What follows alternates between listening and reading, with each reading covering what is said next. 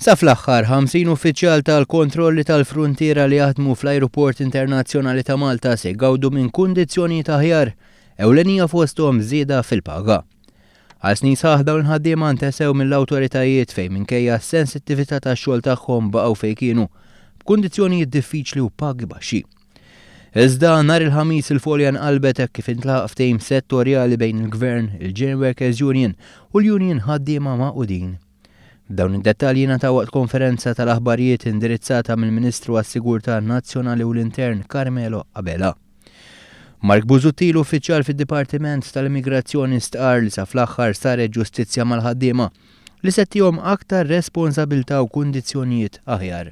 Mela, qabel xejn ngħid li għandna 19-il sena, hemmhekk ġifieri u dejjem bajna l-istess aħna, qatt ma kien hemm ħsieb forsi jibda xejn l-agreement tagħna u dal-aħħar 4 snin ilna niddiskutu biex fl-aħħar wasalna l-konklużjoni.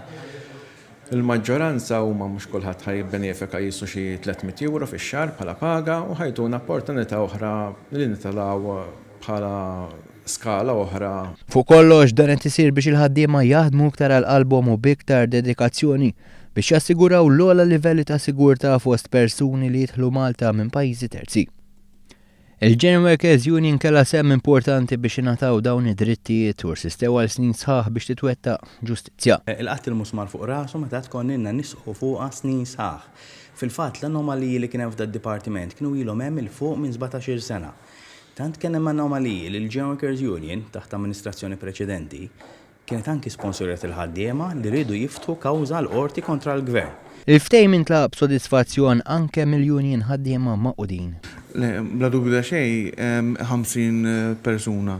F'verità huma żgħar, imma il-vuċi tagħhom instemmitu permezz tal-negozjati wasalna sabiex il-livell ta' xogħol li qed jagħmlu huma illum qed jiġi kompensat billi biddilna l-istruttura, tejjibna l-istruttura u tejjibna l-kundizzjonijiet tagħhom. Il-Ministru Carmelo Abela qal li dan il-ftehim se jkun qed iħares aktar l-interessi tal-ħaddiema u s-sigurtà tal-pajjiż, speċjalment fejn jidħlu l-fruntieri fl-ajruport u anke portijiet madwar Malta.